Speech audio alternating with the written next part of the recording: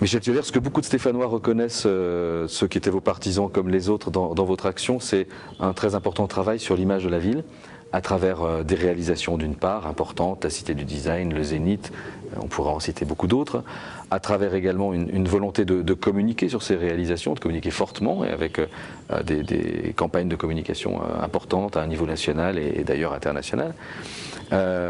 D'autres axes sont suivis par votre successeur pour toujours aller dans le même sens de l'amélioration de l'image de la ville afin d'attirer les entreprises, d'attirer des habitants. Pour autant, quand on voyage et quand on sort de Saint-Étienne, quand on va déjà à Lyon traditionnellement, mais même au-delà, en France en tout cas, on entend des choses encore terribles. On a l'impression que cette image ne peut pas évoluer. Est-ce que toutes les politiques de la ville en matière d'image sont vouées à l'échec ? D'abord, je voudrais vous dire que ça n'est pas une question de couleur politique, c'est une question de volonté, c'est une question d'ambition, c'est une question de mise en œuvre d'une grande politique pour la ville et son agglomération.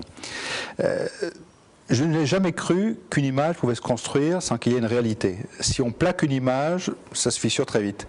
Donc il faut construire d'abord durablement, ce que je me suis efforcé de faire, notamment on parlait tout à l'heure du design, c'est une thématique qui peut être porteuse au niveau international. La ville a signé des partenariats avec de nombreuses villes au niveau international grâce au design. Il y a le football, n'en parlons pas, ça peut être une très belle carte, mais ça ne peut pas être la seule. Et puis il y a ensuite tout ce qui est de l'excellence dans le domaine universitaire, de la recherche, y compris dans le domaine de la recherche médicale, où on a des gens de grande qualité. C'est un peu exigeant, donc c'est pas très connu du grand public. Alors ce qui est peut-être connu du grand public, c'est cette qualité de vie qu'on a à Saint-Étienne, qui allie la qualité de l'environnement avec la qualité de vie dans la ville, et notamment dans le domaine de l'art, de la culture ou du sport, qui sont des activités qui sont pratiquées très facilement à Saint-Étienne. Ceci étant, on est dans un monde concurrentiel.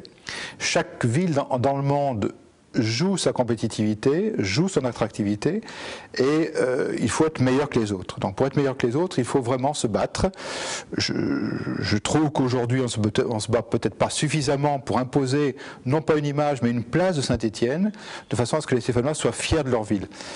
On ne peut pas plaquer une image, on ne peut pas non plus demander à ce que ce soit les autres qui parlent de nous.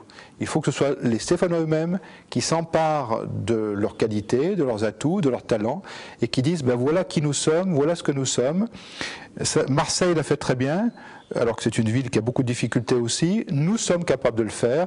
C'est encore une fois une question de volonté, mais c'est une volonté qui doit se renouveler. Ça n'est jamais terminé, parce que les autres bougent et ils bougent parfois plus vite que nous.